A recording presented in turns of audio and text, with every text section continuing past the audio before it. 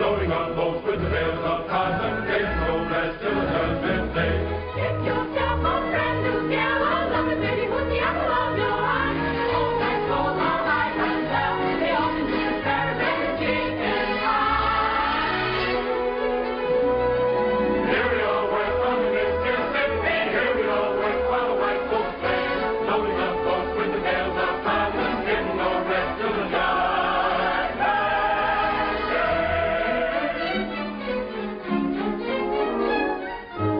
One pretty baby, are there, the fairest of the fair, Southern beauty, every full must bow. Clatter, you roll, oh goodness gracious, they're so flirtatious, you naughty Little women don't be timorous, you will find that she's lost. Only makes a man want more, even on the days of old. He's a stroke of pencil, captain in the cotton, bottom will you go? Let me take you to the shadow line there. delightful, but too joyfully except I have to make a law. Get permission from the Hello, dear, from Captain Andy.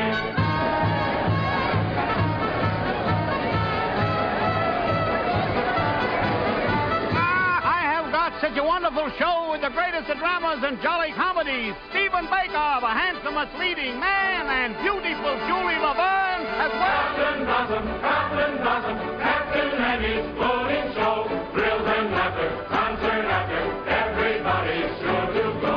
Captain Blossom, Captain Andy's floating show. Thrills and laughter, concert after, get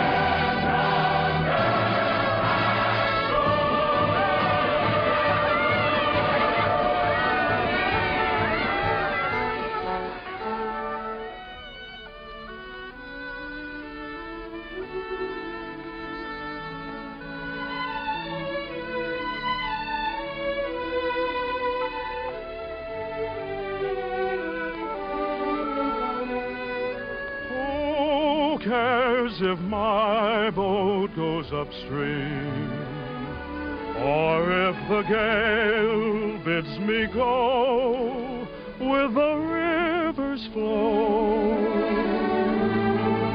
I drift along with my fancy. Sometimes I thank my lucky stars. My heart is free, and other times I wonder, where's the mate for me? Hello. How do you do? Are you an actress? Oh, no, but I'd give anything if I could be. Why? Well, because you can make believe so many wonderful things that never happen in real life. Well, if you like to make believe one thing, why can't we make believe we know each other? The game of just supposing is the sweetest game I know. Our dreams are more romantic than the world we see. And if the things we dream about don't happen to be so, that's just an unimportant technicality.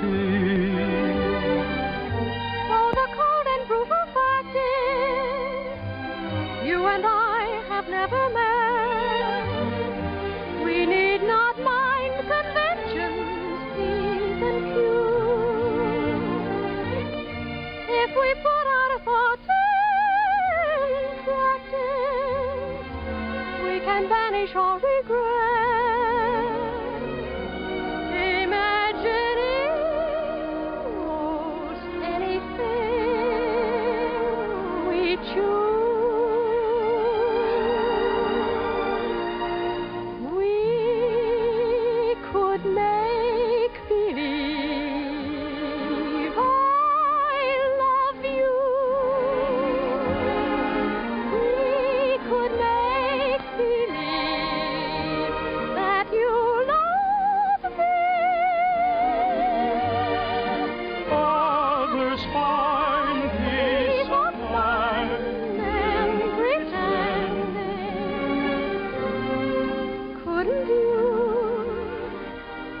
Good night.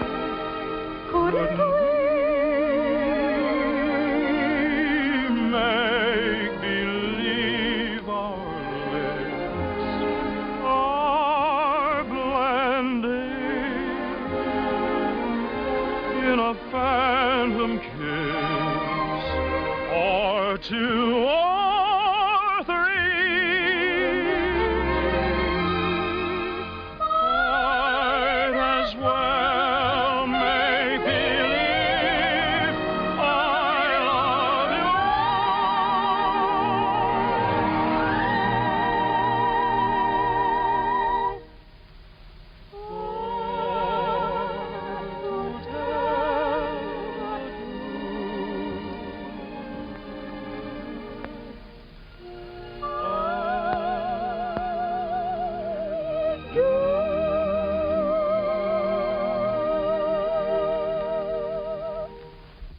Magnolia?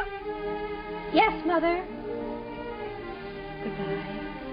I hope I see you again.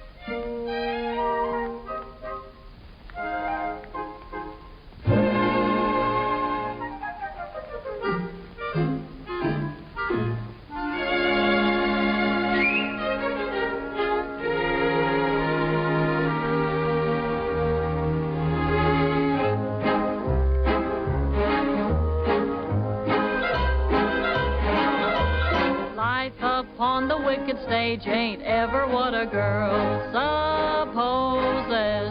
Stage door Johnnies aren't raging over you with gems and roses.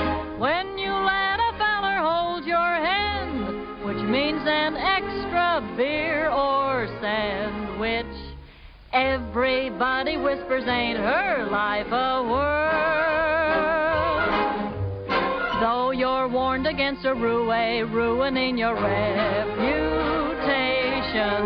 when you've played around the one-night trade around the great big nation, wild old men who give you jewels and sables only live in Aesop's fables. Life upon the wicked stage ain't nothing for a girl. Though we listen to your moan and grieve, you must pardon us if we do not believe you. There is no doubt you're crazy about your awful stage. Life upon the wicked stage ain't ever what a girl's supposed. Stage door Johnnies aren't raging over you with gems and roses.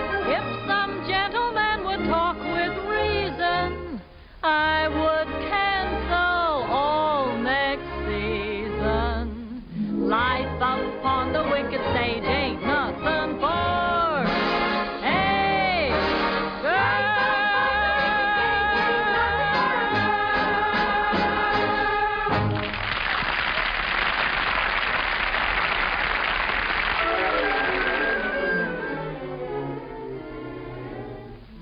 Oh, listen, sister, I love my Mr. Man, and I can't tell you why. There ain't no reason for me to love that man.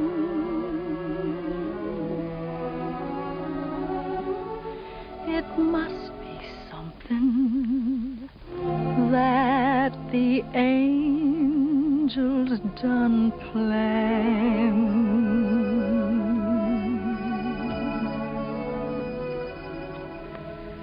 Fish gotta swim, birds gotta fly.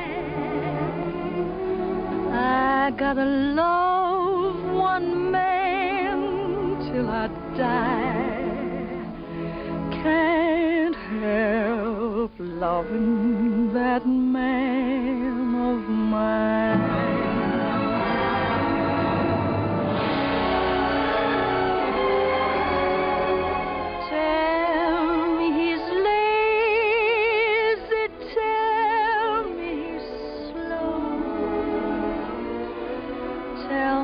Crazy, maybe I know. Can't help loving that man of mine.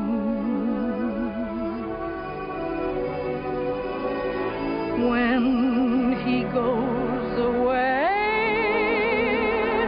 that's a rainy day.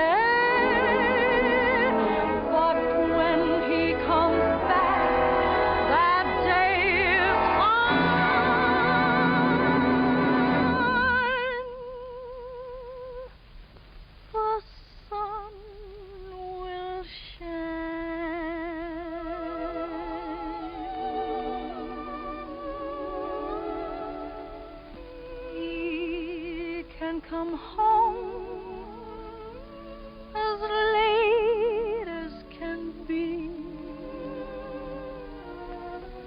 Home without him ain't no home to me. Can't help loving that man.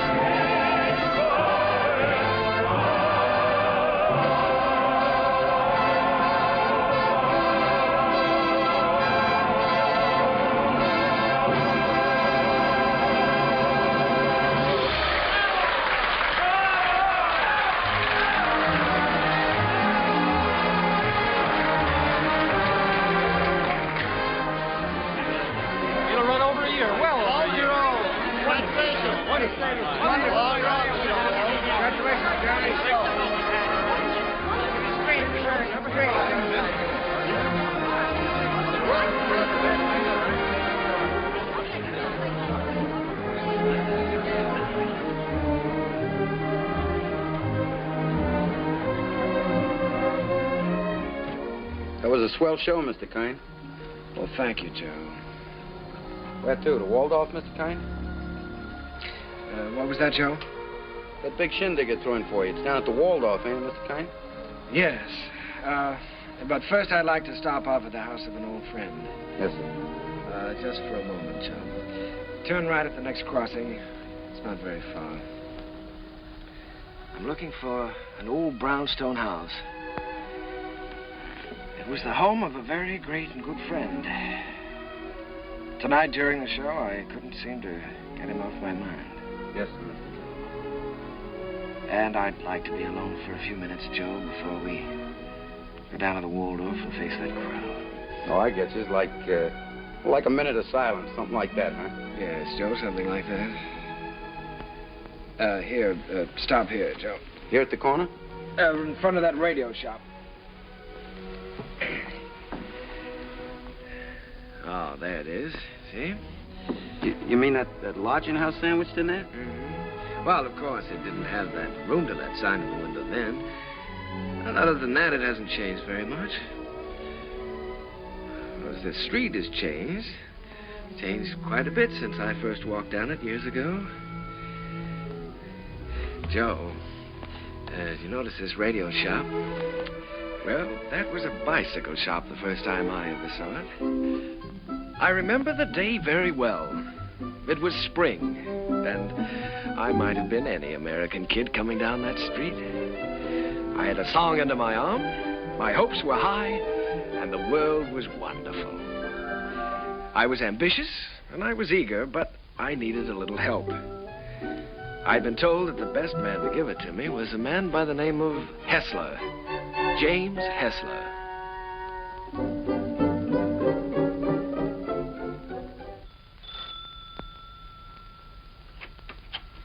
Come in.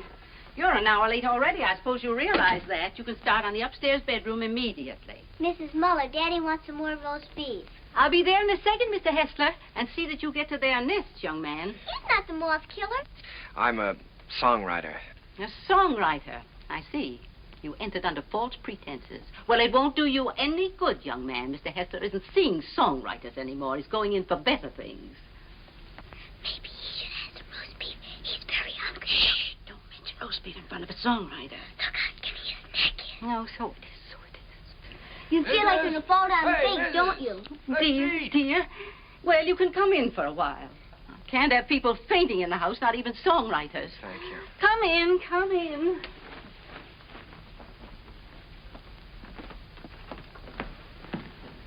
Daddy, he's starving to death. Mr. Hessler, Mr. Max... Yes, I know. Mr. Max Dreyfus of the Harms Company sent you.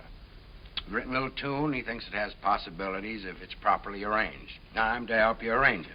Look how skinny his neck is, Daddy. Why, he said that, He told you that I was the greatest arranger in America, and I should give you a few lessons. Oh, my friend, he's right. There's only one catch. I've given up arranging. I'm through dressing up silly little tunes for girl shows and beer halls. I'm going to write some real music for a change. Oh, here, Mrs. Set it down here. The trouble with you songwriters is all you ever think about is making money. Here, sit down, have some roast beef. Oh, well, no, thank you. Go ahead, sit down.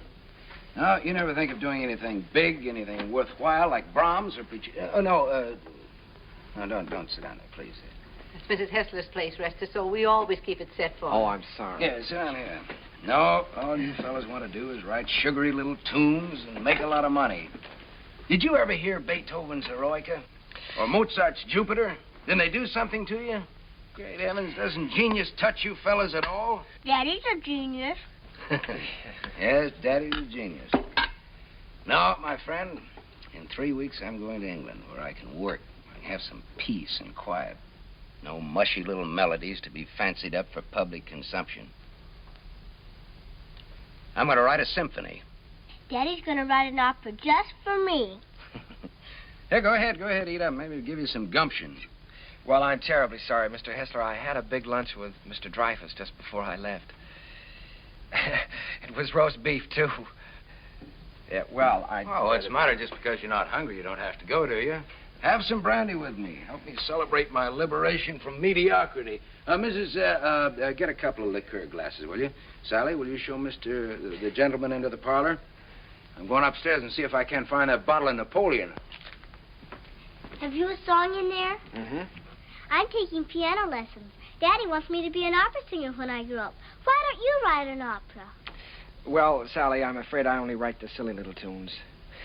You know, the ones your father doesn't like. Let me see if I can play your song. Do you mind? Oh, I wish you would. It's very easy. Here.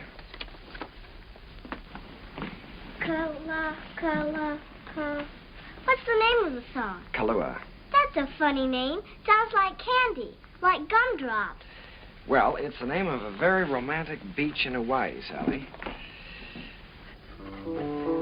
No, that's B. B natural. Here, let me show you. Now, here's the melody. Should be played with clarinets. Oh, no. Wait a minute. No, that's not right. You've got to use clarinets to play the vamp. Oh, I was thinking of using brass there. Brass and spoil your finish? Good heavens, man. You've always got to save the brass for the finish. Oh. Well, what do you think? I know. This is a romantic song. Sit down. It's sentimental. You've got to start the melody off with your strings. Divisa. Here, I'll show you. Start that vamp again, Sally. It's perfect for clarinet, see? Now then, the strings enter. Divisa. Did you hear how wonderful that is?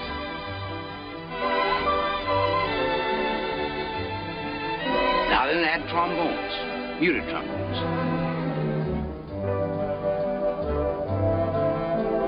That's great. Can't you just hear that?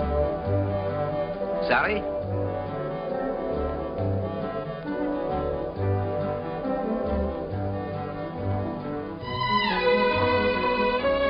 No, wait a minute. We ought to add flutes there. Right, easy.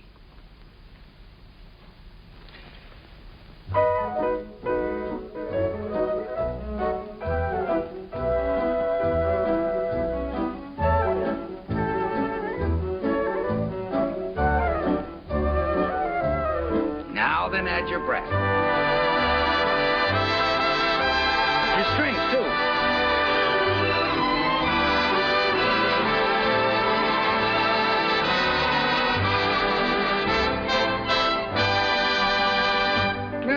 See? Isn't that easy? It's a good song, too. It's very good. Is that yours? Yes. Mm-hmm. That's all right. What's your name again? Kern. Jerome Kern. Well, I'm glad to meet you, Kern. Make yourself at home. And I did. My life became a pattern of notes and clefs, tempos and modulations. We worked hour after hour, day after day. It was the beginning of a friendship. It was the beginning of a lot of things. And now, not only did I have a best friend, I had a best girl, Sally. And what a girl. Oh, those were never to be forgotten days, and I hated to think of them ending. But at last the time came when Jim had to leave for England. Oh, here, Jim, let me help you. Oh, it's those symphonies of yours. They're as heavy and bulky as lead. Nice they're not tinny like some tunes I've heard. Oh, Sally, honey, come here. All right, here we go. Fortissimo. Dum-da-da-dum-da-dum. Fum. Got it. Oh, you carry a lot of weight, Sally. It was easy. Come along, Sally. At least we're not going to miss the boat. Goodbye, Mr. Kern. Goodbye, Mrs. Goodbye, Sally. Bon voyage. What does that mean? Happy journey. Bye, Uncle Jerry. Be a good boy.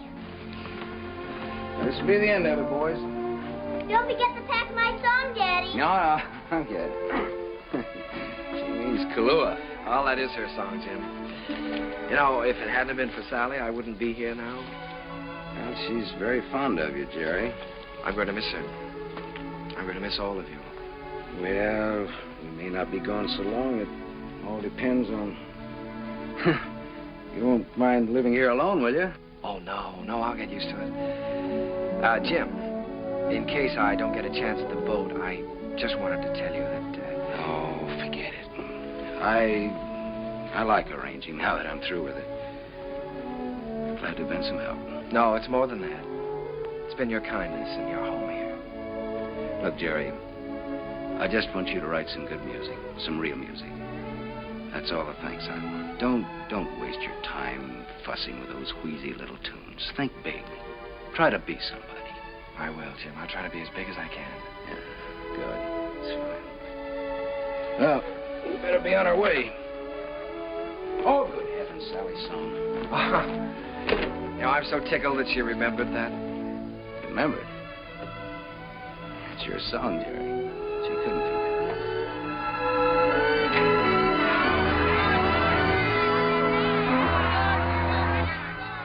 I stood there watching that boat pull out of the harbor, and I was lonelier than I'd ever been in my life.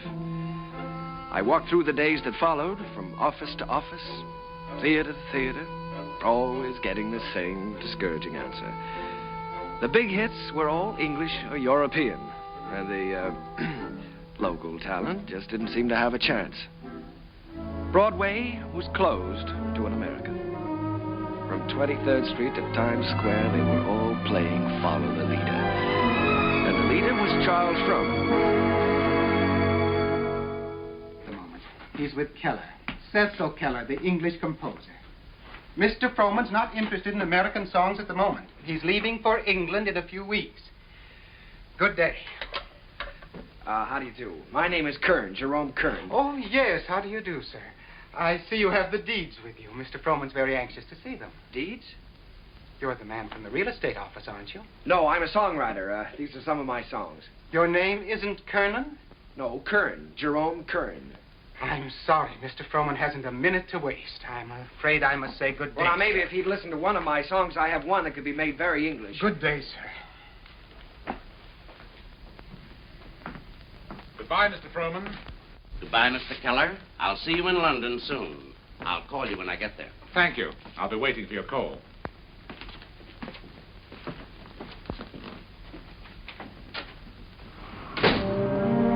I made up my mind that I was going to try to write music with an English accent.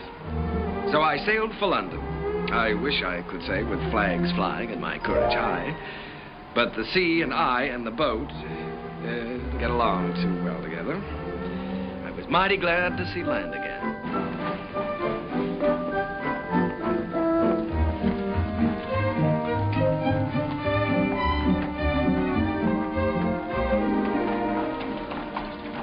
Excuse me, could you tell me where Mr. Hessler lives?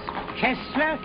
We have a Wesley and we have a Smith. No, Hessler. Mr. Jim Hessler. Uncle Jerry! Sally. Oh, honey, it's so good to see you. We didn't know you were coming. Well, I didn't know I was myself. Daddy will be so glad to see you. Come on, we live right over there. All right.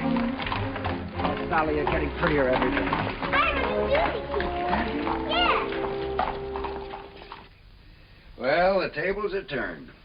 American songwriter invades England. That's pretty good, Jerry. No, it's daring, very original. You're thinking big anyway. It's a chance I'm taking, Jim. Say, you've got a little skin here, haven't you? Hmm? I haven't been getting enough roast beef lately, I guess. Jerry, I look at you sitting there, and it's just hard for me to believe you haven't been here all the time. Thanks, Jim. It's sort of like being home again. How was the symphony coming along? All right?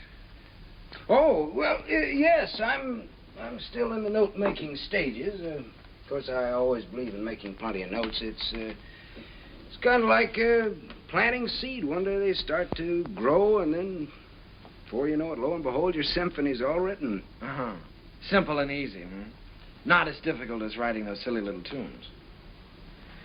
Well, no, it's the quiet here that does it, Jerry. Peace in this place is just so thick that you can float on it. It's a rustic pastoral. Wait a minute, now, answer that telephone. Oh, the doorbell. Will you get the door, please? You've got to do something about that. Yeah. No, there's a picturesque pastoral. Hello. Who? Sometimes they want that well. I can't quite. She's waiting for a piano lesson, sir. Oh, Mr. Edwards. Yeah, put him on. Come, Sally, it's time for Hello, George. When, my little Sally? Fine. I don't want to. Tomorrow? I'll be glad to. I'm not going to have a lesson. For dinner, good. Hester, you behave yourself. All right, I'll be there. Bye-bye. George Edwards. The The producer? Yes, he wants me to come up and sit in on a rehearsal of a new show. I don't want to take that piano lesson. Uncle Jerry's here. You've got to talk to your daughter. I can't do a thing with her anymore. Well, This is Uncle Jerry's first day here, and I shouldn't be made to take lessons, should I? Should I, Uncle Jerry? Well, I think you should have one day off, maybe, huh? That's the end of her. There was some hope for her until her Uncle Jerry arrived. Now she's spoiled for good and all. Come, we get ourselves a cup of tea. you know, Sally, I'm inclined to agree with you. I think Uncle Jerry's arrival does call for a celebration. Now, what'll it be? London or the fair? Oh, the fair, Daddy. Please, the fair. All right. The fair it is.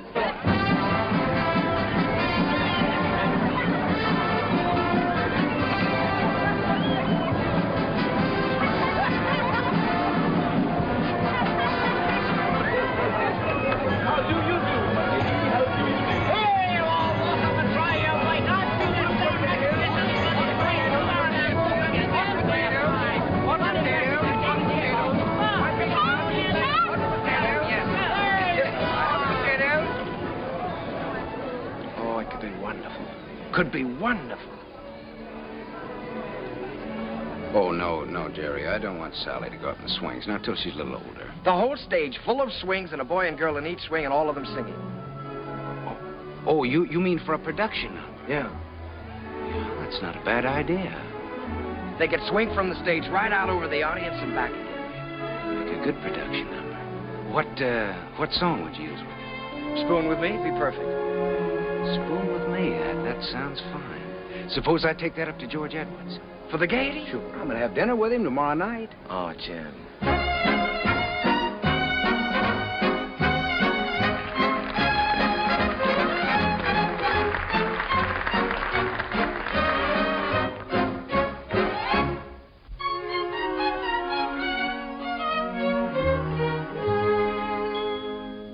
I don't know why I am so very shy.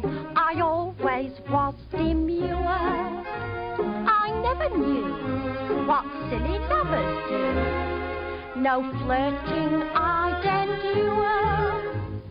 In all my life I never kissed a man. I never winked my eye. But now at last I'm going to break the ice. So how'd you like to try? How'd you like to spoon with me? I liked. How'd you like to spoon with me? Well, rather. Sit beneath an oak tree, large and shady. Call me little Tootsie, Woodsy, baby. How'd you like to wag and squeeze? Indeed, I would. Dangle me upon your knee. If I could. How'd you like to be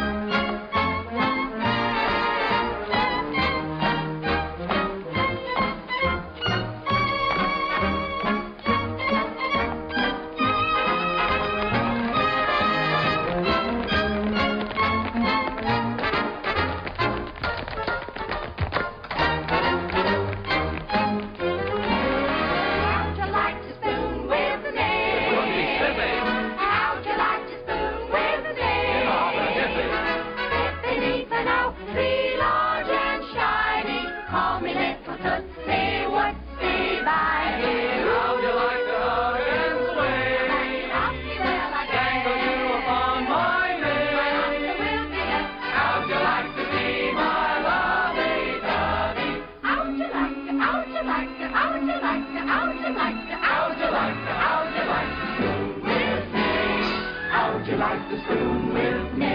Rather.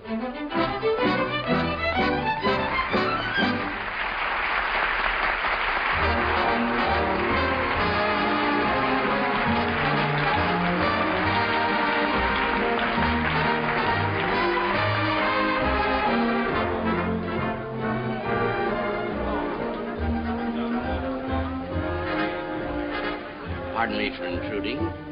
You've been pointed out to me as the composer of that delightful number with the swings in it. My name is Froman, Charles Froman.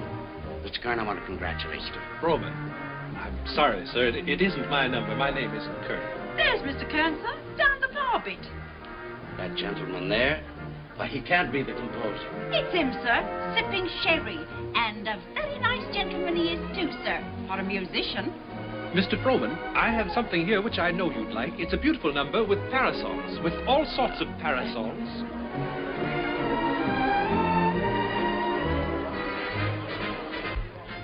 Mr. Kern? Oh, Mr. Froman, how do you do? I'm very glad to know you. Mr. Kern, I want to tell you I think your swing number is delightful. It has such beautiful English charm to it. Really delightful. Oh, by Jove, Mr. Froman, that's rather nice of you. It's a pleasure to know you, Mr. Kern. You know, you fellas over here have a style all your own. As English as the scent of the May blossoms. Would you join me in a glass of sherry? Righto. Miss.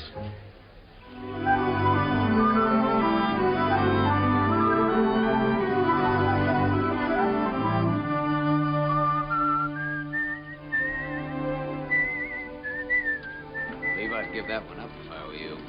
One song at the Gaiety, I think you can afford to take a rest. Well, if I could finish it, I know I could interest Froman in it. You ought to know by now that Charles Froman is only interested in English music and English composers. If I only had a piano, I know I could work this out right now.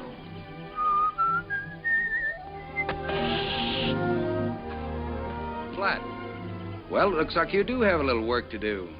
That town we passed wasn't very far back, was it? No, not very. Well, let me take your bike, and I'll go back and see if I can borrow a repair kit. No, I think I'd better go. I can talk with the natives better than you can. Well, let me do it. I can use my accent on them. That's just what I was afraid of. No, you wait here and whistle yourself a little tune till I come back. Make sure you can find this place again. I'll find it.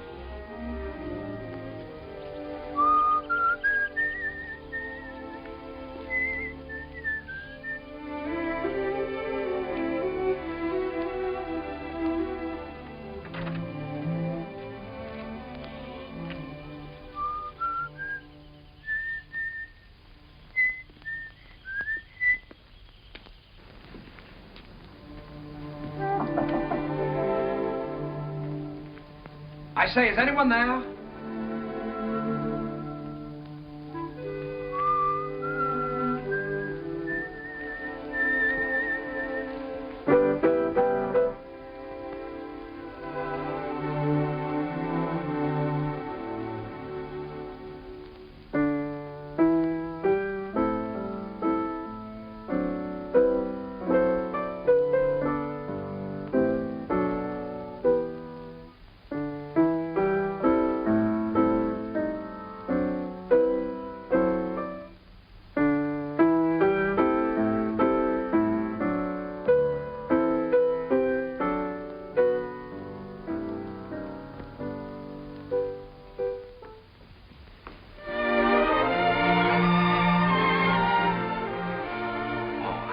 How do you do?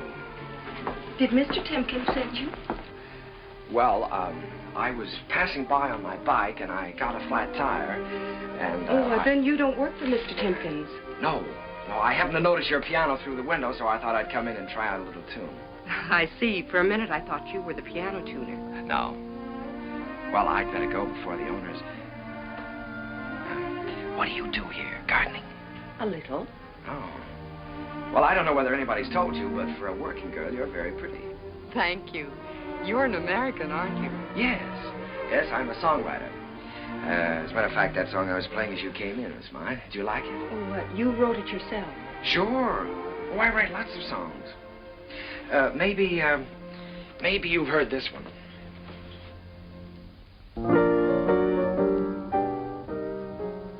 Why, that's from the Gaieties. Everybody's singing it. Uh-huh. Now, this is the one I was working on.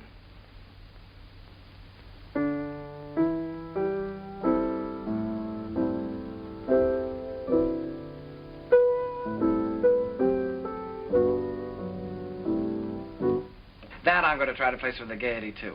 Of course. I would if I were you. Don't you believe I wrote these songs? Tell me, when you compose, do you always break into people's houses to borrow their pianos? Oh. All right, I'll tell you what I'll do. If I place this with the Gaiety, I'll send you tickets and you can come and see for yourself. Will you? I'll tell you when I get the tickets. I beg your pardon, miss, but your mother would like to speak to you. She's in the upstairs sitting room. Thank you, Katie. I'll be right up. Well, I'm terribly sorry. But I still wrote those songs. And I'll still be waiting for the tickets. Will you? Wonderful. I won't forget.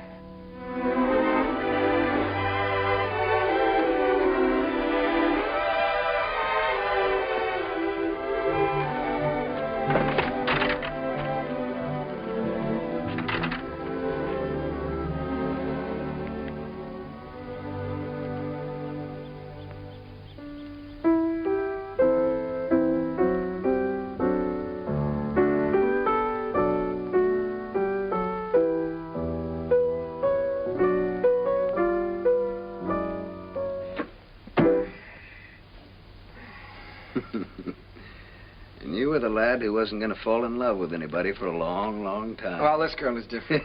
Sure, I know. Oh, now, don't joke about it. It's serious. Don't you believe me? Yes, of course I believe you. Now, she really is different. I know. Her hair is like spun gold shining in the sunlight. Well, I don't know about her hair. She had a kerchief on, but her eyes were like pools in the starlight. I see. Even with her working clothes on, she's the prettiest girl I've ever seen. I'm sure of it. Seriously, Jim, don't you believe me? Yes, Jerry, I believe you. It's spring, isn't it? And tomorrow morning, I think I'm going to give you a great big dose of sulfur and molasses. Good night.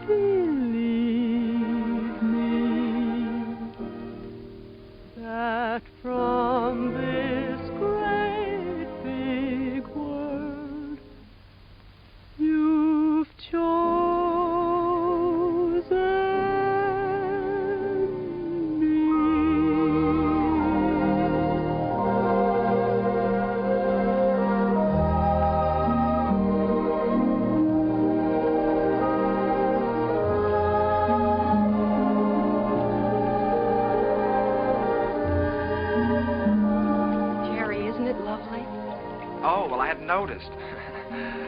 When I look at you, I can't seem to see anything else. Oh, writing songs again. Perhaps we better stop and have lunch. All right. You can move in under those trees there. Isn't it a beautiful day? Beautiful. Now, let's see. You've seen Westminster Abbey and the Tower of London, and you've seen Buckingham Palace and Hampton Court. Maybe there's something I can tell you about this place. Eva, let's drop the history course for a while. Do you mind? Not that it isn't interesting, but, well, there are a few things I'd like to know about you, too. Well, all right. What would you like to know about me? Oh, just the ordinary things. Things you like and things you don't like. And where you went to school and who was your first beau and, oh, what you want out of life. That's a tall order. Where shall I start? The things you like. Oh, I guess I like what everyone likes. I like books and picnics and dancing and music. What about musicians? Oh, certainly musicians. And what do you want out of life? Oh, I guess again what everyone wants. Happiness. Have you ever given any thought to getting married? Why, of course. Doesn't everyone? Are you set on any particular type of man? I have been at different times. When I was 16, I desperately wanted to marry the star cricket player at rugby. And now? Now? Oh, now I don't really know. Except that he must have a sense of humor, and he must be kind, and he must be intelligent and good company. And, of course, he must love me very much. Well, I know somebody with at least one of those characteristics. Someday I'll tell you all about it. Oh, good afternoon, good afternoon, good afternoon. And how have you been this afternoon? Well, I'll tell you how I've been. That's I've been so. looking Never all... mind, never mind. You feel wonderful. You feel great. How could you be otherwise after such a beautiful day? Tell me, my friend, how is your knowledge of English history? English history? Did you know that London happens to be the largest city in the world? Yes, I know that. Did you know that within the county of London there are 14 road bridges that cross the Thames? Now, there's the Waterloo. There's You don't the say. Sounds dull, huh? Well, it's far from dull, my friend, when your history teacher is as beautiful as all the sirens of history put together. Did you know that all the swans on the Thames belong to the King of England? No, fancy that. And the male swan is called a cob. Well, what does that get? And did you know that when you walk into Hampton Court, you're walking right straight into history? Oh, my dear friend, you have so many things to learn about England. Have you ever heard of a man named Charles Frohman? Frohman. Well, now that's a familiar name. The face escapes me. How can you talk about Frohman when I'm talking about love? Oh, so that's been the theme of this little dissertation. Yeah. Well, I'm glad you informed me. Oh, that's all right. Because the next time Frohman's office calls, I'll tell him that you're too busy to be bothered. Yes, you tell them that I'm too busy.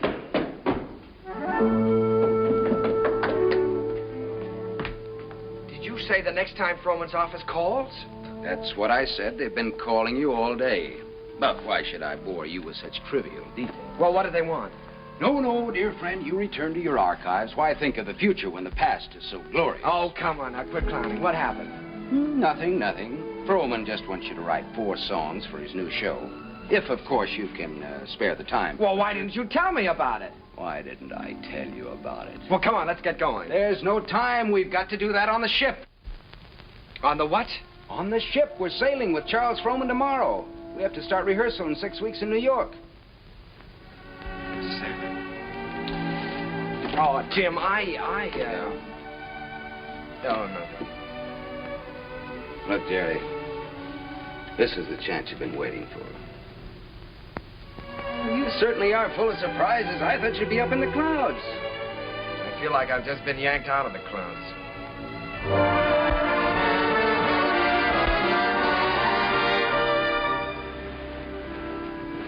Jerry, aren't you coming down for lunch? No, Jim, I'm not very hungry. Now, look, you've got to snap out of this. It isn't the end of the world, it's the beginning. Here you are on your way back home with a Charles Frohman contract in your pocket. Why, you ought to feel wonderful. I know it. That's what I keep telling myself. You go back to England. If I just could have seen her once more. Jerry, it was all we could do to catch the boat. You couldn't help that. And you talked to her on the phone. On the phone? What can you say on the phone? Hello, it's nice seeing you. Take care of yourself. Oh, Jim, there were so many things that I wanted to say to her. Now, look, Jerry, you've got to think about your career. Things are just starting for you. Yeah? You can say that over and over again, and you know what happens? What? Nothing. Jim, you know, for the first time in my life, I'm lonely. Here I am on a ship full of people with you, and I might as well be on a desert island all by myself. Did you ever feel this way? Yes, once. What did you do about it? I married the girl. Oh, hello, Mr. Froman. Hello there. Been looking for you two. You weren't down to breakfast? No, the first day out is always rough on me. Good Englishman should have his sea legs by now. Come and have lunch with me. Mr. Froman, there's something I must tell you. I'm not an Englishman. Mr. Kern, there's something I must tell you. I never thought that you were. At least not after the first 15 minutes. Matter of fact, I'm very proud to be able to present a new American composer to Broadway. Thank you, Mr. Froman. I have a lot of faith in you, Jerry. Just received a wireless from Julia Sanderson. She's accepted the part of the girl from Utah. Wonderful. Now I've got to have a great song for her. If it's a love song, he's got one.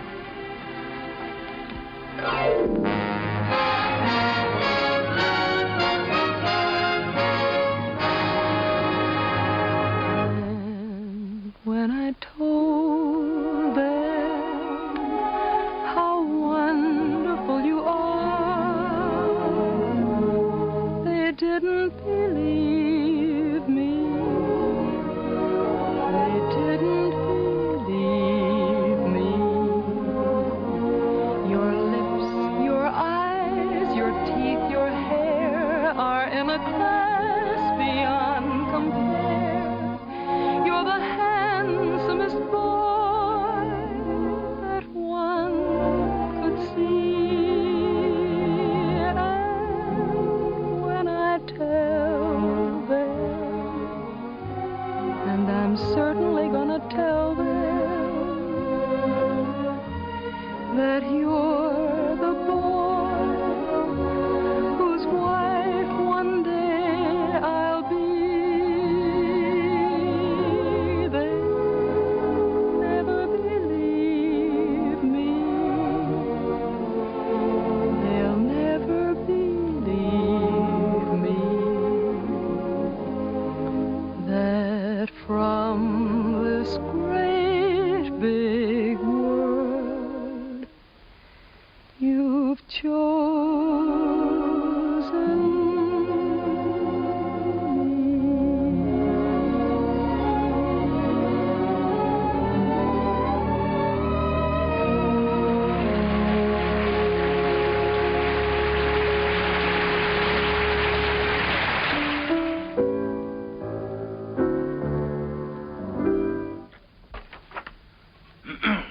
Here. I've got the Clouds number worked out pretty well now, huh? I never realized that writing a complete score was such a job before. Well, one good all-night session like this does wonders. We could use another week. We weren't 3 weeks late already. Oh, I hope he likes it, Tim. Rowan, he'd be crazy about it. If he hadn't gone out and bought himself another show while he's been waiting. Good morning. Sally, what are you doing up? I'm going to have my breakfast. Right. It isn't morning already. No, it can't be. Sally, you'll be late for school. I'm coming. Say, Jim, don't you think I better call Froman's secretary and get an appointment? You better call him at home. It's a little early. Good morning. Bryant, 2446, please. Do you think it's in good enough condition for him to hear? Oh, yeah, sure. It's in good shape for a first draft. Hello, this is Kern, Jerry Kern. Mr. Froman was expecting me to call today about an appointment. He's leaving for England. Well, but he promised that he was going to listen to my show, Oh Boy, for his next production. Saying it's today. Oh, all right, thanks. Well, that's it. He's gone over to buy himself another English show. Well, he can't. No? No, he can't. We worked like dogs on this score, Jim. And I had all my plans made, too. After he bought it, I was going to jump the next boat for England. I'd forgotten about that young lady. Wait a minute. I've got an idea. My passport is still good. Why don't I take the same boat he's taking today? Wonderful. Get him on board ship and he can't get away from you. That's right. Then I can sell him the show. Wonderful. Then I can go and see Eva. Sure. You can get married. Well, you probably have to ask her first. Well, that's an idea. Well, I'll go and phone the steamship company. Right, I'll go back. Driver, you think you can make it all right? If we get a break in traffic and the old engine holds out. Jerry, come on now. We've only got a few minutes. Jerry, if you want to miss that boat, come on here.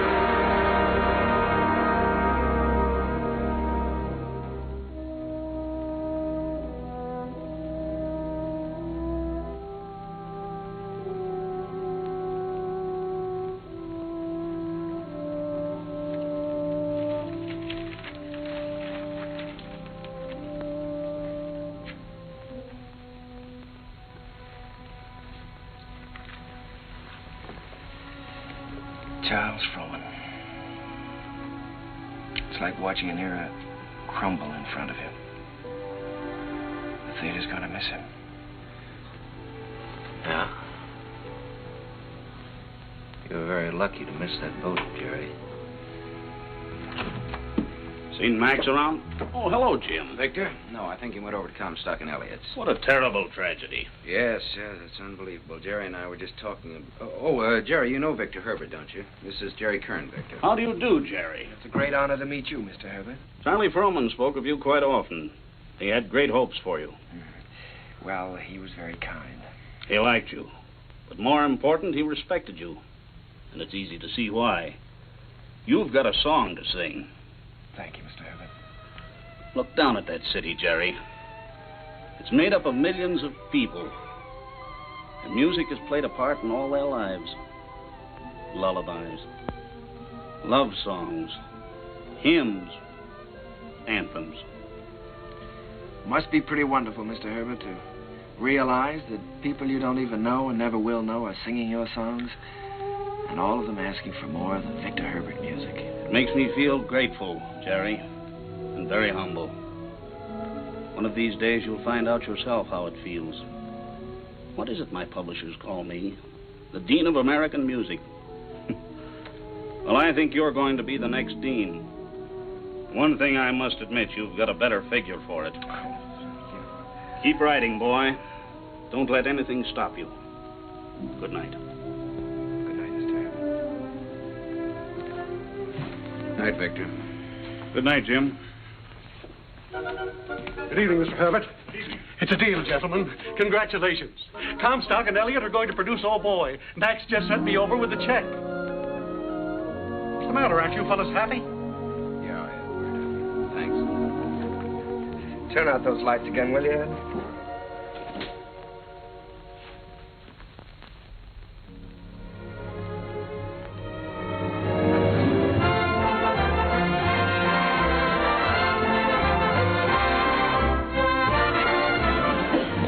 Well, there it is in lights.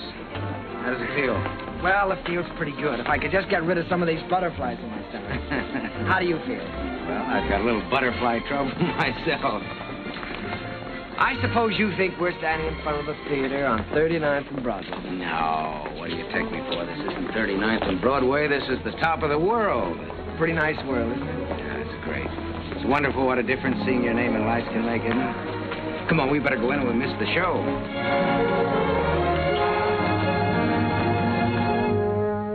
The rain comes a pitter-patter, and I'd like to be safe in bed. Skies are weeping while the world is sleeping, trouble heaping on our heads. It is vain to remain and chat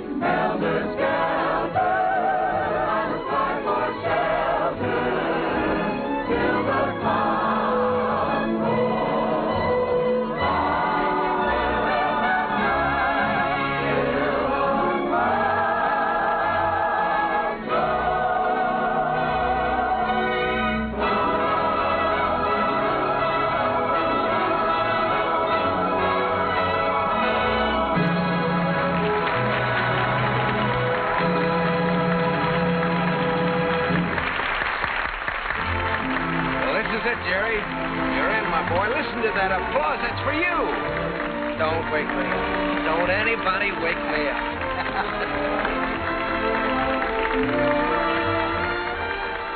Figured out how you're going to spend your money yet? Well, for one thing, I think I'll buy an interest in Harms. For another... You think you might take a little ocean voyage? Well, good luck. I don't see how she can possibly say no. No, that's what I'm worried about. I'm afraid she is going to say no, Jim. You know, I can't get her out of my mind. She's... Yeah, I know. I've been through this before. She's everything you've ever dreamed of on this earth. She's everything I've ever dreamed of in heaven.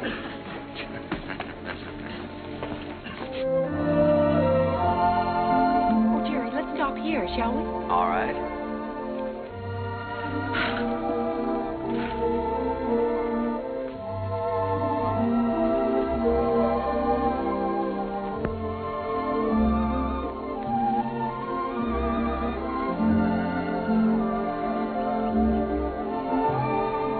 Jerry. You know, you didn't write very often. Well, my letters weren't very interesting, Eva, so I tore them up. As a matter of fact, you didn't write very often yourself. A lady doesn't correspond with a gentleman, unless it's a reason other than a personal one. Oh, well, now, doesn't that sound a little silly to you? No, it sounds altogether fitting and proper. Oh. Want to fight? A lady doesn't fight. Well, what does a lady do? Oh, you're impossible. Well, you're right. If I were you, I'd have nothing to do with me. In fact, if I were you, when I ask you to marry me, I'd say no. Just on the grounds that a lady never says yes. Now, see here. Are you going to ask me to marry you? Might, with a little encouragement. A lady doesn't... In my country, if a lady wants to be asked, she has to be encouraging. In my country... In your country? What in your country? Well, there are proper ways to go about such things in every country. Oh. Well, then let me put it this way. From the very first moment I saw you, when you walked in from the garden, I knew that out of all the women in the world, I'd finally found the right one, the only one. I wanted to tell you then. I wanted to say, hello, funny face. I don't know your name or anything about you, but I've loved you all my life. You were my first school teacher, my first date, the first girl I ever kissed, and everything in the world to me. You see, I recognized you immediately. You thought all that? That's right. I stood there thinking that, wondering what you'd do if I kissed you. What would you have done? What would you do now?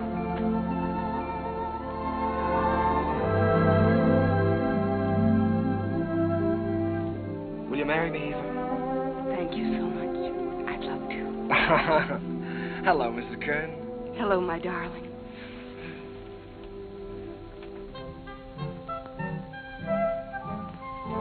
They're here, Daddy. They're coming up the steps. Welcome home. Jim! What, you old fox, you really did it this time. Nothing, my boy, nothing, just a little gesture. Jim, this is Eva. Hello, Eva. Hello. Well, you've married the nicest guy in this world, but the craziest. Oh, now, wait a minute. I was keeping that from her. Isn't she sensational, Jim? Jerry. Honey, turn around and let him look at you. Oh, Jerry. Look at that hair and those eyes. Have you ever seen a woman like that in your life before? Only once. No, I hope that both of you have all the happiness in this world. Oh, thank you, Jim. I think we have already. Forgetting me and the music. Oh, Sally, yes, I'm sorry, dear. Sally. On behalf of my father, Jim Hessler and myself. On behalf of my father, Jim Hessler and myself, I wish to congratulate you on the start of your voyage into the great sea of life. Oh, Sally. Well, on behalf of my wife and myself, I thank you very much. I'll take it. Hello, Mrs. Hello, Mr. Kern. Sally, it's so wonderful to see you. Why, you have grown up, haven't you? Sally, this is your Aunt Eva. On behalf of my father... Thank you, Sally. We're going to be real good friends, aren't we? Yes, I expect we are. Well, what do you say? Let's all go in and have something to eat, shall we? Oh, Jim, it's so good to be home again. Yes, it was good to be home. I felt I had everything in the world. Happiness, success, and the wife I had dreamed about. I wanted to put it all into music. Eva's smile and her eyes and what it meant to be with her. And at last it seemed to me that the clouds had rolled by. First, there was Leave It to Jane. Leave it to Jane, Jane, Jane. I don't know why you should make me plot and plan for you. She is the girl with... I always try to do everything I can for you. No problem you can wish on her gives her a strain. She'll tackle gaily, a score or more daily. If something is on your mind, and I can see that there is not a doubt of it. comfort you soon will find. Leave it to me, I will soon get you out of it. If you have started worrying, kindly refrain and just hand over the whole thing to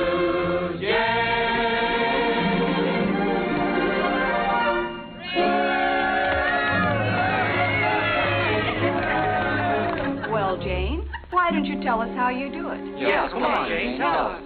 Oh, but it's really very simple. I just study up on the famous women of history. You mean like Lucretia Borgia? Well, no, not exactly. Listen. In days of old, beside the Nile, a famous queen there dwelt. Her clothes were few, but full of style, her figure slim and svelte. On every man that wandered by, she pulled the Theta Bara. And everyone observed with awe that her work was swift, but never raw. I'd be like Cleopatra if I could have my way. Each man she met, she wed and kissed, and she dozens on her waiting list. I wish that I had lived there beside the pyramid. For a girl today don't get the scope that Cleopatra did.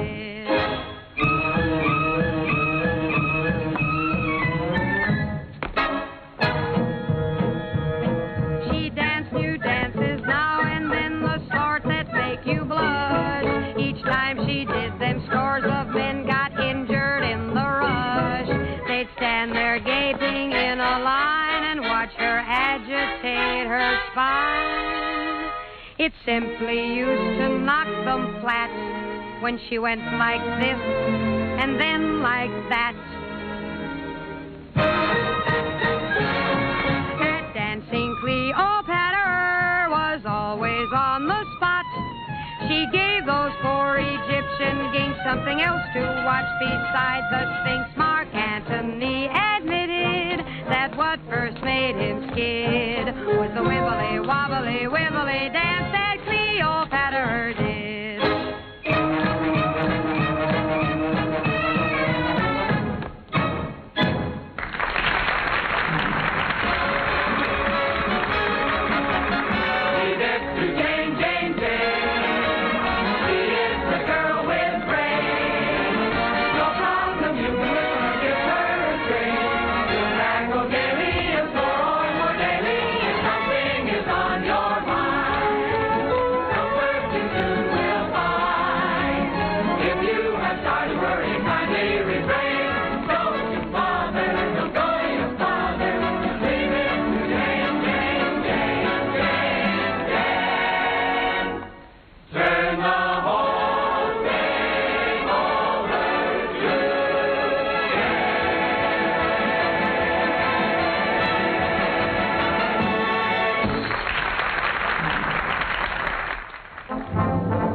Once again, Broadway belonged to the Americans. To George M. Cohan, Irving Berlin, George Gershwin, Vincent Yoon, Buddy DeSilva. I was working in mighty great company. And in one of my own shows, Sally, I was fortunate enough to have the reigning queen of the era, the wistful, lovely, unforgettable Marilyn Miller.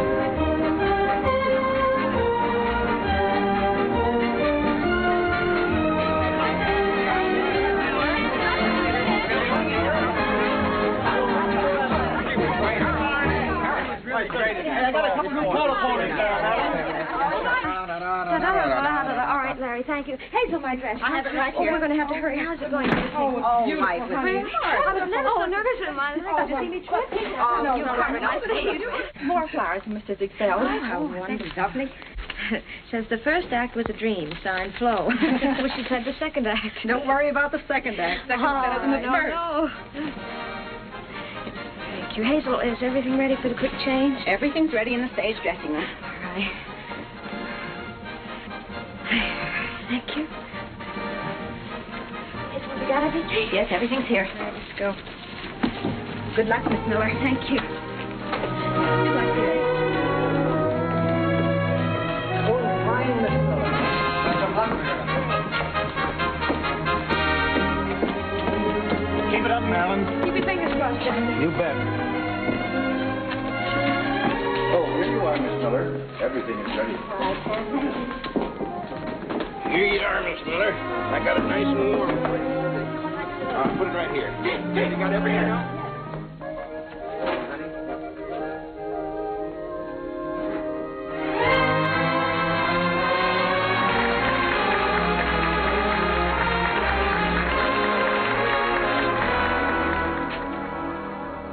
As I wash my dishes, I'll be following a plan till I see the brightness in every pot and pan. I am sure this point of view will ease the daily grind, so I'll keep repeating in my mind.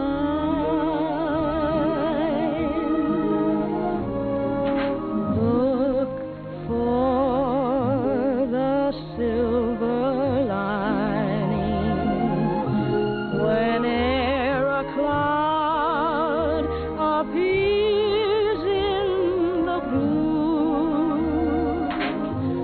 Remember, somewhere the sun is shining, and so the right thing to do is make it shine for you. A heart full of joy and gladness will always banish sadness and strife. So always look for the silver lining and try to find the sunny side of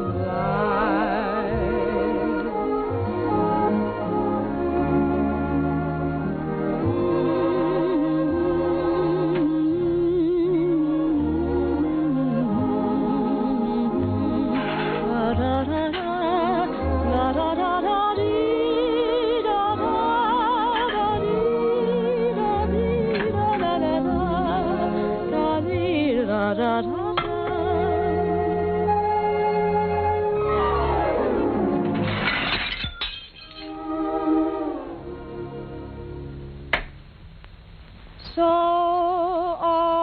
always look for the silver lining and try to find the sunny side of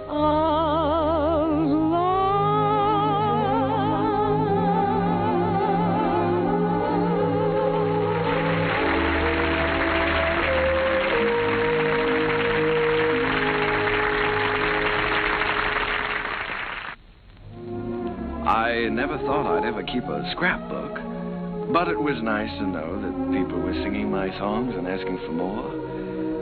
Night Boat, Good Morning Dearie, The Ziegfeld Follies. Curtains went up, curtains came down, and I think I got to look a little more like a musician. Eva grew lovelier with every passing year. Our life was rich and full and very satisfying. And Jim and I, well, we grew a little grayer, a little more settled, perhaps. He was still working on his symphony, Or so he said. But on the whole, the years didn't change as much. However, they certainly did change Sally. She was quite a young lady now. She'd been away at school. In fact, many schools. Well, Sally. Hello. Darling. Well, Sally, I thought you were at school. Well, I was. Oh. What happened this time? I just can't stand that school anymore, Uncle Jerry. I've left, and I'm not going back. What does your father say about that? Well, he hasn't said anything yet. He doesn't exactly know. You see, I just left there this morning, and I came right out here to talk to you. Oh, Uncle Jerry, I had to leave. I hated it so much I couldn't eat or sleep or anything. This is the third school you've left now, isn't it, Sally? Yes. Well, now, it seems to me that you ought to be able to make a go of one of them. Oh, I just don't seem to fit in very well. The kids all seem so... Oh, I don't know. All they're interested in are parties and clothes. They seem to think that's all there is to life. Oh, Uncle Jerry, I wish you'd talk to Dad for me. He'll listen to you. Well, Sally, you know your father isn't well. Then I ought to be home where I can take care of him. You ought to be at school completing your education. You want to make something of your life, don't you? Oh, I've had an education, and now I want to get down to something serious. Oh, Uncle Jerry, you did promise you'd help me get a start in the theater. I said I'd help you when you were ready. Your father wants you to complete your schooling first, Sally, and he's the boss. Oh, Uncle Jerry, Dad's forgotten what it's like to be young and feel like this, but you haven't. You haven't forgotten what it's like to stand on Broadway and look up at the lights and think, someday I'll see my name up there. You remember that feeling, don't you, Uncle Jerry? Yes, Sally, I've got to admit it, I do. Well, then that's more important than school or anything else in the world, isn't it? Isn't it, Uncle Jerry?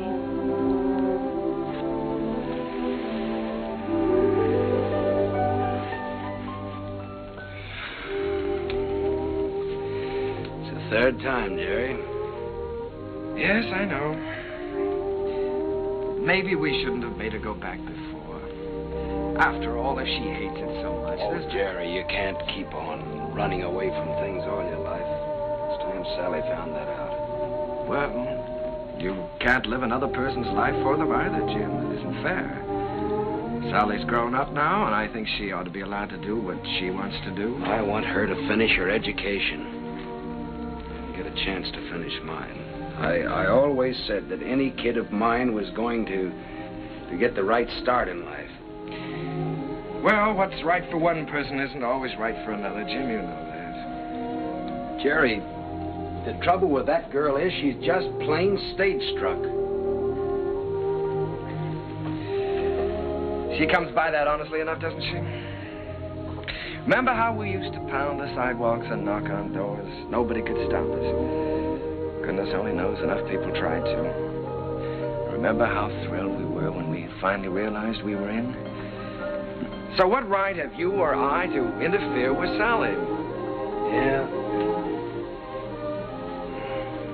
Well, what are we going to do, Jerry? I'd give her a part in Sunny. So cast.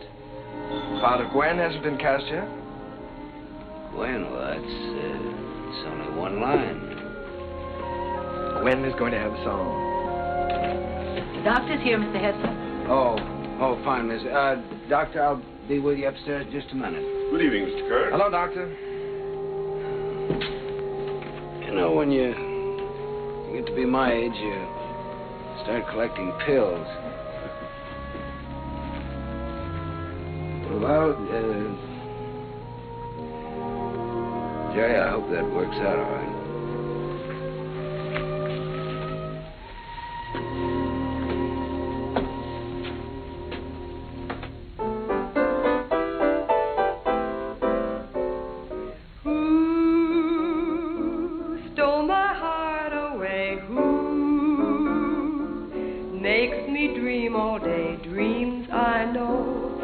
Never be true. Seems as though I'll ever be blue.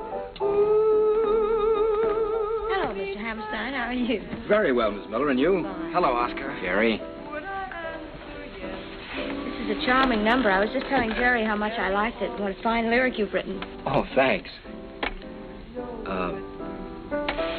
Jerry, I've just been talking to Mr. Dillingham, and he thinks that Who should be a big production number instead of a solo, and that, of course, Marilyn ought to sing it. Oh. Well, then, of course, we'll have to do it. It puts me in rather a tough position, though, Oscar. After all, I did write it for Sally. I know you did, Jerry, but we'll give Sally something else. Oh, she's going to be awfully disappointed. It's a wonderful song, and I'd love to sing it, but I hate to take it away from her. Well, it's for the good of the show, Marilyn. I think you're right, Oscar. Have you thought, though, how you're going to tell Sally? It's not going to be easy. Oh, I thought you should tell her, Jerry. Oh, I was afraid you would. Well, after all, you know her so well, it shouldn't be too difficult. Well, it would be a lot easier if I didn't know her so well. Would you like me to tell her? I'm sure she'll understand. Would you do that, Marilyn? Certainly. Ask her to meet me in my dressing room. And don't worry. Thank you, darling. But Uncle Jerry wrote that song for me. I know. And I know how disappointed you must be, too. But, Sally, disappointments are part of the theater, and you've got to be able to take them. Well, the very same thing happened to me in my first show. I had to give up my song to the star. I think I felt pretty much as you're feeling right now. Then I think it's a pretty low, miserable trick for you to pull on someone else. Sally, listen to me a minute. This is your first show. You're just starting. Now, there are going to be a good many songs and a good many shows for you. It may be difficult for you to understand now, but one day you'll realize you've got to give and take, whether you like it or not. I'll never take a song away from anyone else, especially if it's their first real chance. Sally, please don't put this on a personal basis. I don't want to take the song away from you. Then why are you doing it? Mr. Dillingham thinks it's best for the show. And what's best for the show is more important than what I want or you want or any personal feelings involved. Don't you see that, Sally? Yes, I see it all right. You're trying to take my song away from me, and you aren't going to get away with it. Uncle Jerry wrote that song for me, and I'm going to sing it. I don't care whether you are the star. You're not going to take it away from me. Sally. She can't have my song, Uncle Jerry. Don't let her talk you into it. I don't care what happens. She can't have my song.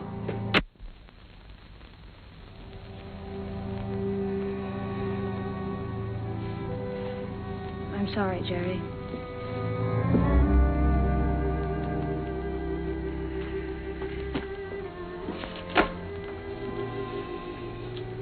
What is it, Sally? Am I still in the show, Uncle Jerry? If you want to be, you won't have a song, though. They took my song away from me, the song you wrote for me. Sally, there's a little thing called For the Good of the Show. Apparently the show didn't seem very important to you this afternoon. Not important. You didn't care what happened to the show just so long as you got your way. The theater doesn't work that way, Sally. Nothing works that way. I learned something today. I suddenly realized that you're not ready for the theater yet. Not ready. No. All you have to offer is a small talent, a great deal of conceit, in return for which you want success.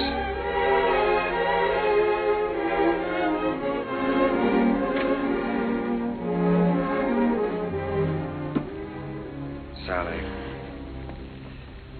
I've known you and loved you ever since you were a little girl. I couldn't love you anymore if you were my own child. But I must say this to you. You're not going to get anywhere in this life by using people. And until you realize that, you're not going to have the respect of anyone. Sally, I'm ashamed of you.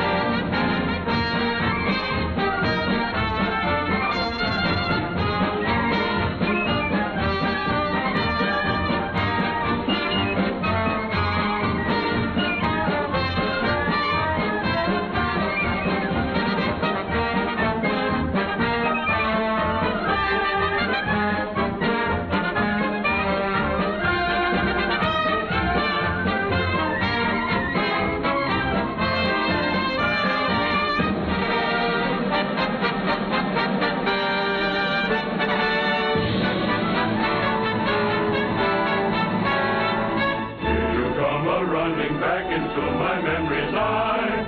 Little playmate was my game mate in the day gone by. Ragged dresses, tangled tresses, flying o'er the hill. Heaven bless us, you no less the Sheriff Jackson still. You funny little willow that describes her to a T. She is full of fun, he named the lady perfectly. She is bright and sunny.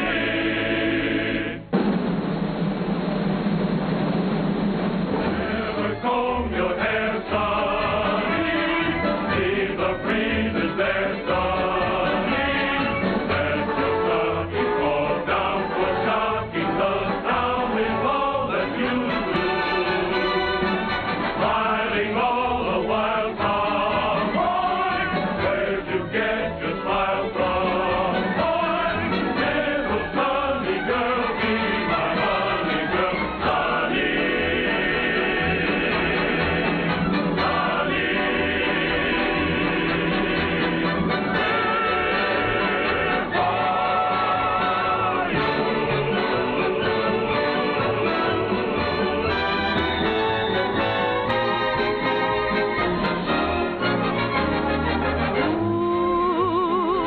Stole my heart away.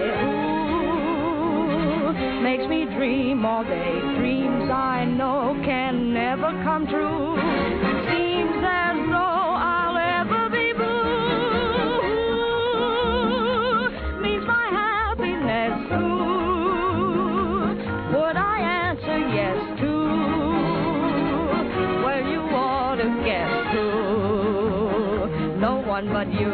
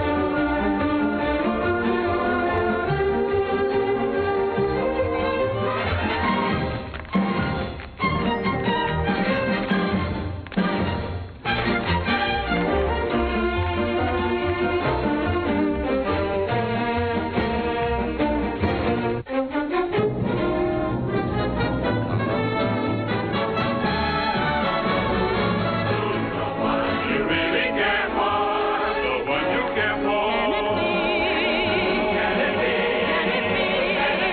Who can it be? Never guess who has stolen my heart away. Makes me dream of little dreams I know can never come true. Seems as though I'll ever be blue. Means my happiness too. I answer yes to. Well, you ought to guess who.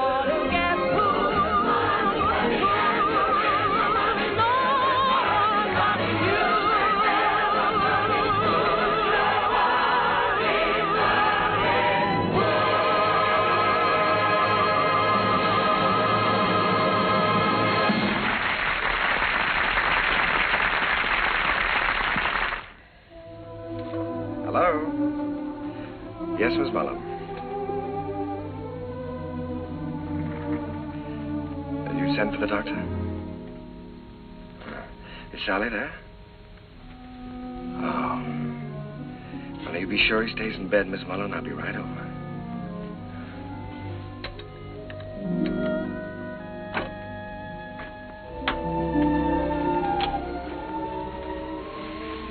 The doctor get here? He's upstairs in Mr. Hessler's room.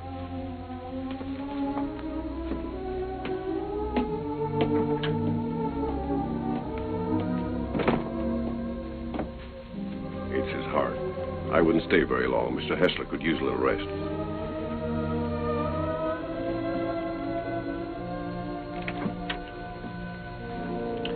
Well, good evening, Jim. Oh, Jerry.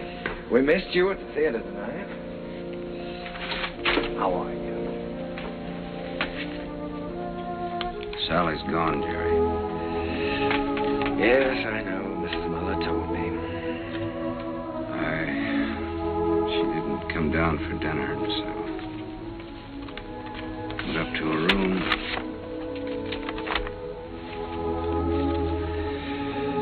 Dear Daddy, I'm going out on my own. Don't worry about me.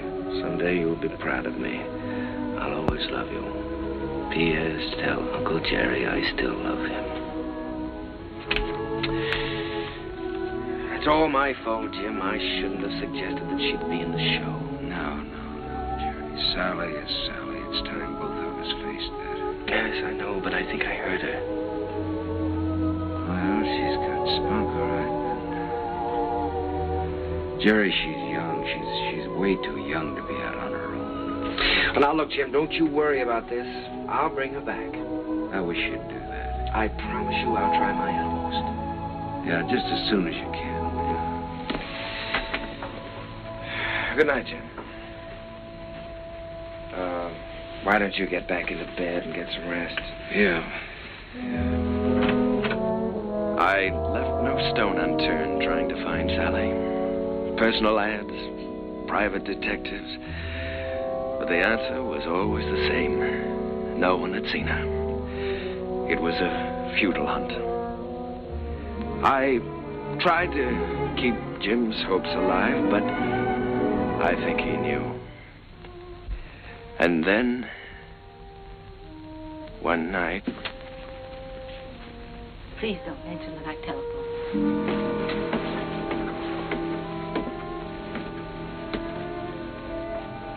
I think, Mr. Kern, you'd better go up right away. He's been asking for you.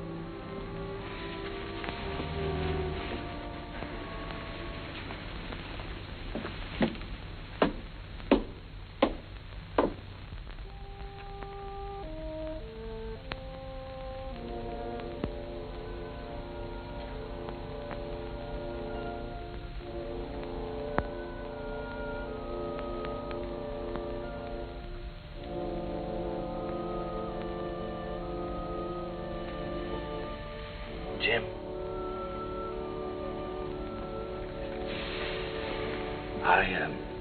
I was just driving by. I thought I'd drop in and say hello. Yeah. You forget I've known you a long time. Feeling better, aren't you? Yeah, I'm fine. That's good. All you need now is a little rest. Kind of quiet around here now. Yes, it is, but things will be popping again just as soon as Sally comes back. Have you heard from her, Jerry? No, not directly.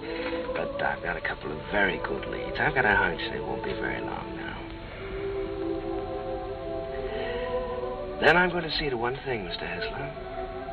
You're going to finish that symphony. I've kept you from that too long now. Oh, I forgot about that symphony. Forgot about it years ago. Well, what about your notes? I never made any notes. I was just posing as usual. You know, I used to go around hollering about being a genius. You are a genius, Jim. And you with your wheezy little tunes. You were writing the real music. The folk music of America. Thanks, Jerry, for letting me kind of stick around. No, wait a minute. Let's get something straight, Jim. I didn't let you hang around. If it hadn't been for you and your faith in me, I would have quit half a dozen times, you know that. And if we're going to start handing out bouquets, I just want you to know that I don't know where to begin to thank you.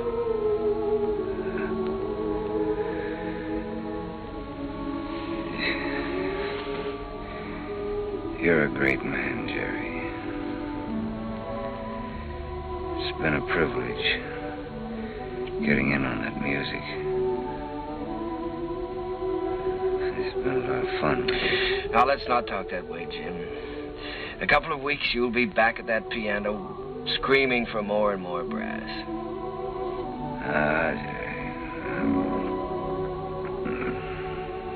This looks like time for strings. Jerry, if I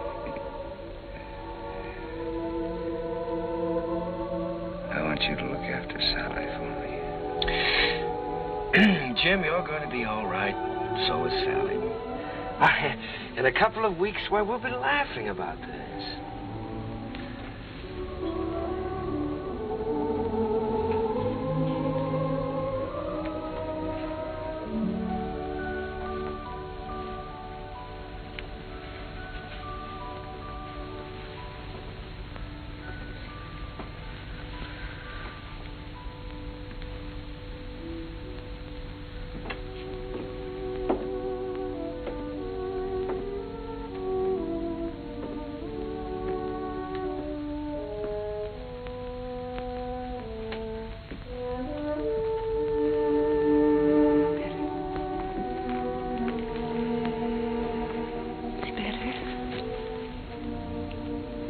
If I made some coffee.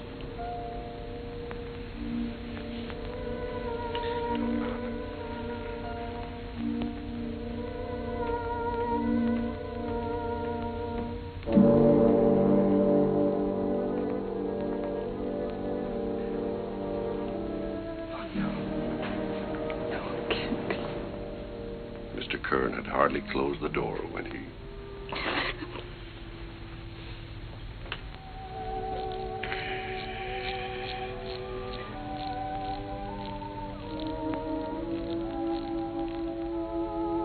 I was completely lost, completely helpless. Jim was gone, and I had failed him, was still failing him. I'd lost a world with Jim's passing, and everywhere I walked with ghosts, reliving lost hours, pacing a world of memories. I couldn't even think in terms of music. I began to feel that I might never write again.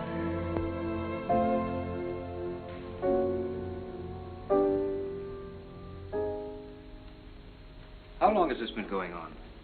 For weeks, Oscar. Ever since Jim died. He's a score to write me. Hasn't done one song. That certainly doesn't sound like Jerry. He seems to have completely lost heart. Have you had any word of Sally? No, but he has every friend he ever had in show business looking. Well, don't worry about it. She'll turn up. It's Jerry I'm worried most about. You know, Oscar, I believe he's beginning to think he can't write music anymore. It's heartbreaking to watch him. Well, I have a book here I'd like him to take a look at. I've been commissioned to adapt it and write the lyrics, and I think Jerry's the man to do the music. I don't think he'll do it, Oscar. Well, that's hard to believe. There's never been a time as long as I've known Jerry when you couldn't excite him with a good story. There's never been a time in his life like this.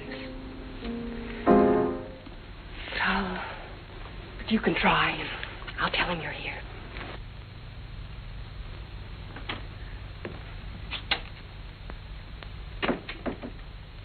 Hello. How's it going, dear? Oh, fine, darling, fine. I was just tinkering a little bit with the melody, but it's going to be all right. Of course it is. Aye, it is raining, isn't it? Jerry, Oscar Hammerstein's here. Oscar? Oh, darling, why didn't you tell me? Oscar, come in. Hello, Jerry. My goodness, it's good to see you. Won't you sit down? Sit down. Thanks, Jerry. Well, what's new? I'll tell you what brought me out here, Jerry. I came across a novel that I think's going to make a great show. Now, if you'll do the music, I'd like to do the book. Oscar, I'd love to. I really would, but, I have so many commitments right now that I don't think it wouldn't be fair to you or anyone concerned. Suppose I leave the book with you and you glance through it when you have time. Oh, it's no use, Oscar. Well, I'll leave it anyhow. See you next week. Won't you stay for dinner? I'd certainly like to, but I have to get back to town. Bye, Eve. I'll see you to the door, Oscar. Bye. Bye.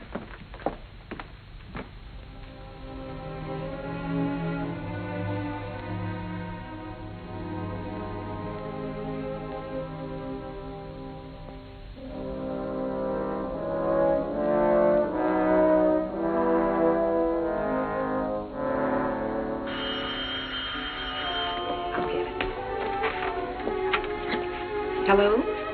This is Mrs. Kern. Oh, just a moment, Mr. Kelly. Jerry, it's Arthur Kelly. He's got news of Sally. Hello, Arthur. Yeah. Oh, that's wonderful. In Memphis? What was the name of that club again? Club Elite, all this week. Yes, well, I'll get right on it. Thank you very much, Arthur. Sally is singing at the Club Elite in Memphis all this week. Oh, that's wonderful. Shall I pack a bag for you? Yes, darling, you do that and I'll call and make reservations.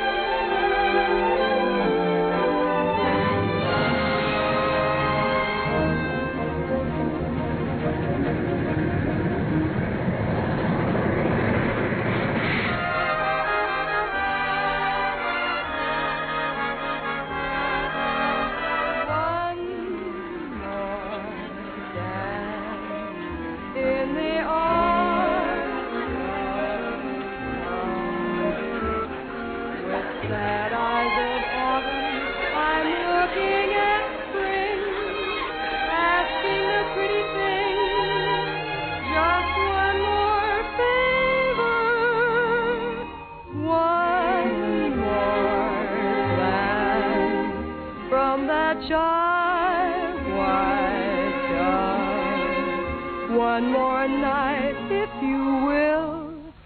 One more flight, one more thrill. One more dance, if you will, with me.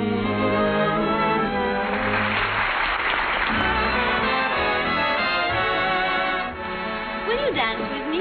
Oh, no, thank you. No. Go ahead and dance with us, No, Charlie. thank you. Go ahead. Charlie. Will you dance with me? I sure will, baby. What's this? Sit down.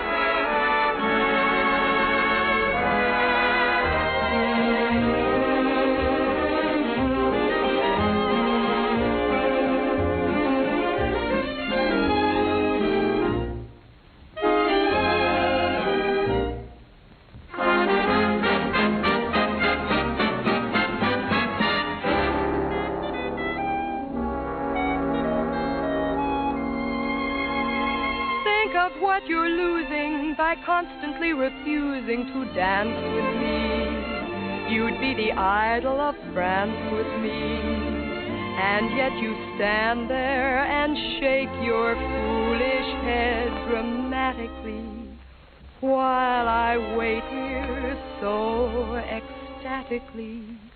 You just look and say emphatically, not this season, there's a reason. I won't dance, don't ask me. I won't dance, don't ask me. I won't dance, madame, with you. My heart won't let my feet do things they should do. You know what? You're lovely. So what? I'm lovely. But oh, what you do to me. I'm like an ocean wave that's bumped on the shore. I feel so absolutely stumped on the floor.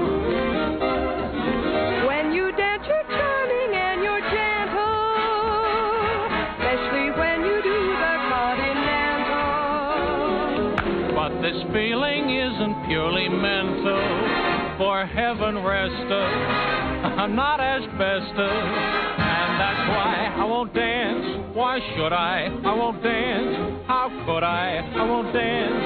Merci beaucoup. I know that music leads the way to romance. So if I hold you in my arms, I won't dance.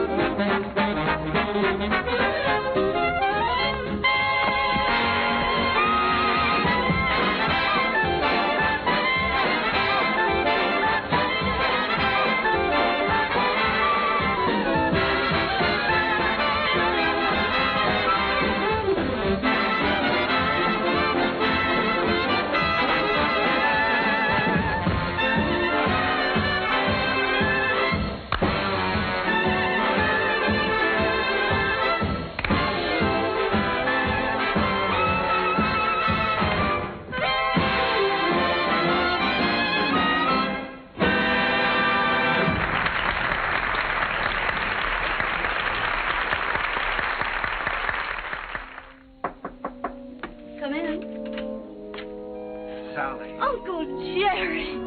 Oh, Uncle Jerry, I'm so glad to see you. What are you doing here? Well, I was out front watching the show. Did you see what we did to your number? Yes. I bet you like the show, Miss. Not at all. As a matter of fact, I liked it. I wish that some of the people who think my music is highbrow could have seen it. I'm so excited, I don't know what to do. You look wonderful, Uncle Jerry. More handsome than ever. How's Aunt Eva? Oh, she's fine. But, of course, she misses you. Oh, I miss her, too. I miss you both. Is she with you? You haven't told me yet what you're doing here. No, your Aunt Eva's in New York. And I'm here because somebody told me I could find you here. I've been looking for you for a long time now, Sally. Oh, Uncle Jerry, you shouldn't have bothered. I'm all right. Oh, I'm sure you are, but I promised your father I'd look after you. Sally, I want you to come back to New York with me. I can't, Uncle Jerry. I'd like to, but I can't. When I heard about my father, I never realized he was so ill, Uncle Jerry. You know I never would have left him. I know that, Sally. When I heard about him, it was as though someone had forced me to look into the mirror for the first time. I loved him very much, and I knew I'd broken his heart. I was spoiled and selfish, and I knew that I could never have any respect for myself again unless I did what I said I was going to do. So you see, I can't go back right now. I'm making my own way now, and I'm pretty good at it, too. Well, Sally, I just don't like the idea of you being here and all alone. This is just a stepping stone from where I've been to where I hope I'm going. I'm making $50 a week now because management thinks I'm worth $50. If I'm worth more, I'll get more. And if not, I'll have to find it out for myself. And Uncle Jerry, I'm not using anyone. 5 minutes, Miss Hester. Thank you, Jimmy. You understand, don't you, Uncle Jerry? Well, Sally, you know, darling, I'd give anything in the world if you'd let me help you. But I must say that I've never been quite so proud of anyone in my life as I am of you at this moment.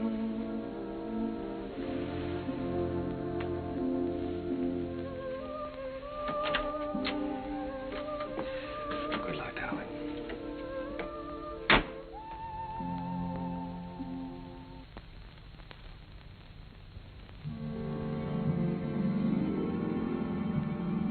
Gradually, I felt the old heartache misting away, and I was at peace. The promise I had made Jim had been fulfilled.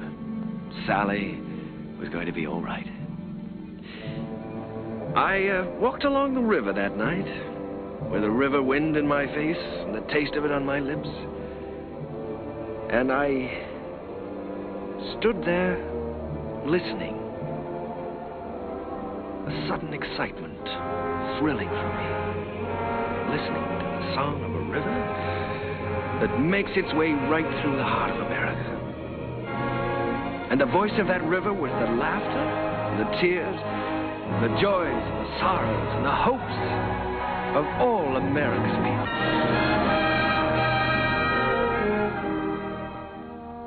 Well, Joe, that's my story.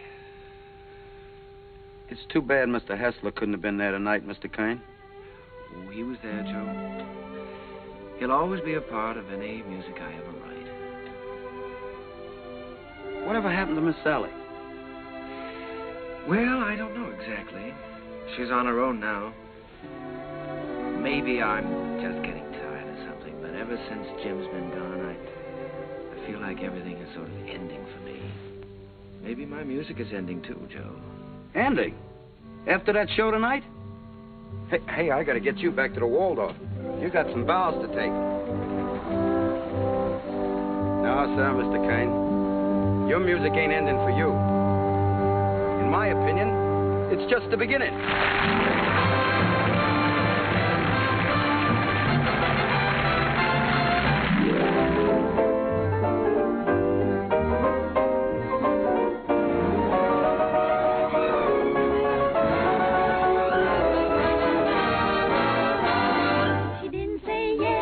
didn't say no, she didn't say stay, she didn't say go. She wasn't so sure that he'd be good. She wasn't even sure that she'd be good.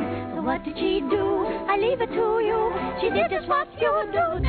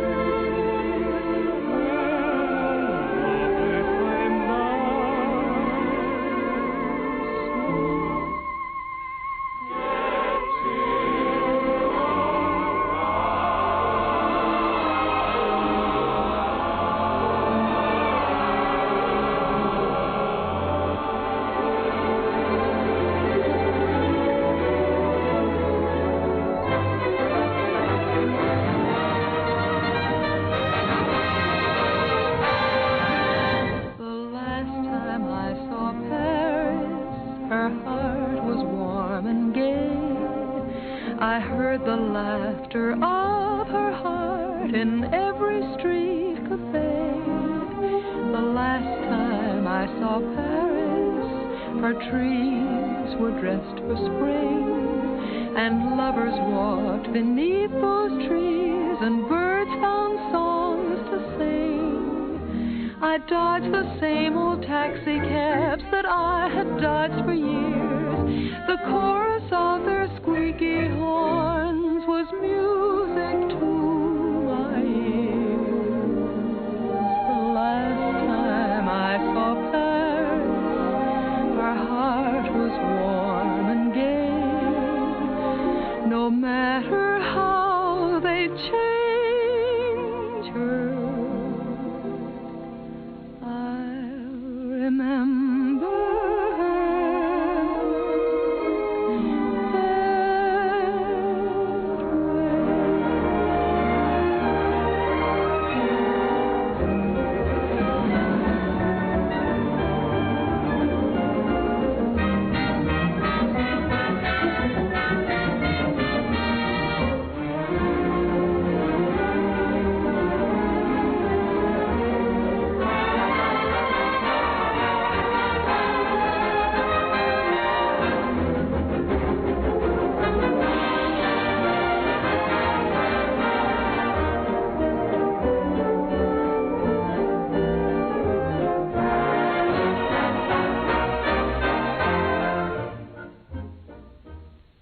Do sit down, Mr. Kern. Oh, you sure we won't be in the way? Oh, certainly not. Not at all. Well, I can't get over this, Mr. Artide. We certainly don't grow stages like this on Broadway. Darling, look at the size of that orchestra. Why, you have everything in the world to work with here. That's right, Mr. Kern. We've tried to give you the best of everything. Yes, that's so. What was the number you were going to do today? Well, we found an old song of yours that you did first in 1917, called The Land Where Good Songs Go.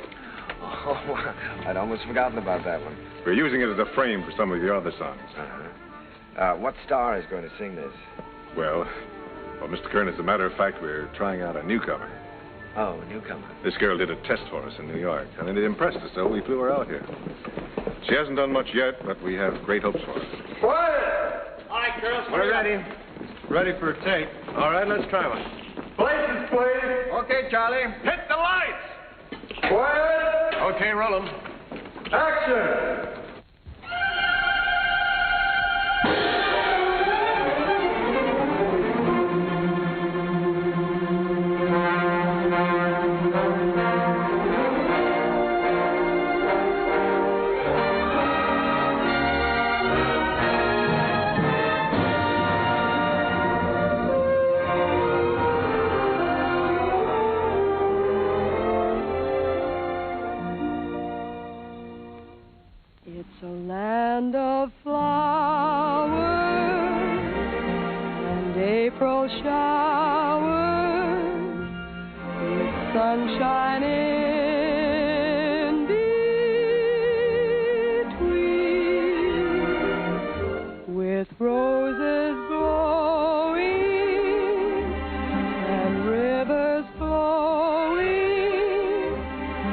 grasses growing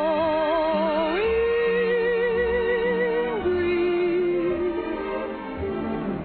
No one has Like her, Mr. Carroll? Like her? I love her. I'd rather hear her sing one of my songs than anyone else in the world. Wouldn't you even?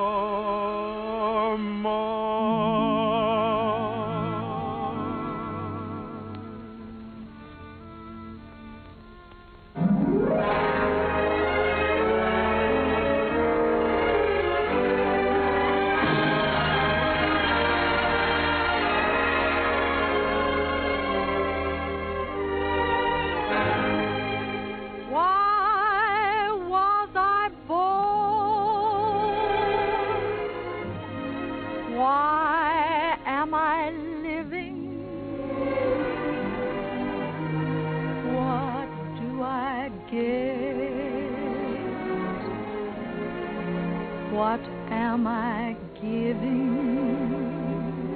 Why do I want the things I dare not hope for?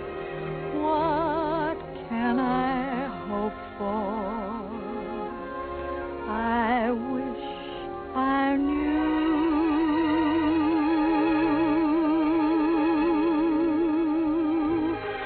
Why do I try to draw you near me? Why do I cry? You never hear me. I'm a poor fool, but what can I do?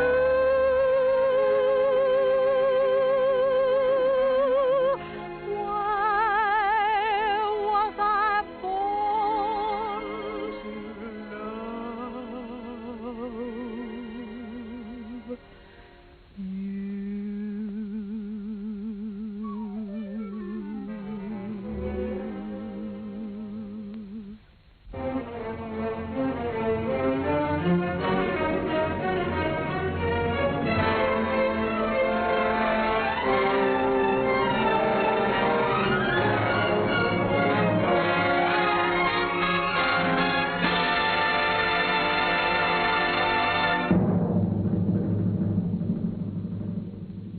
Old Man River, that old man River, he must know something, but he don't say nothing. He just keeps rolling. He keeps on rolling along.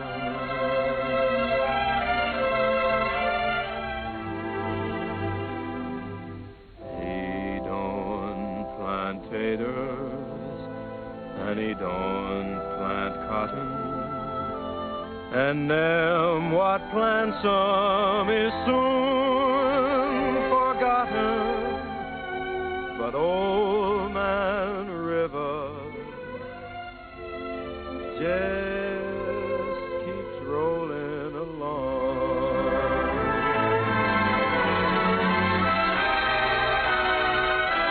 You and me, we sweat and strain, bodies all aching and racked with pain. Tote that bar, lift that bale, you get a little drunk, and you land in jail.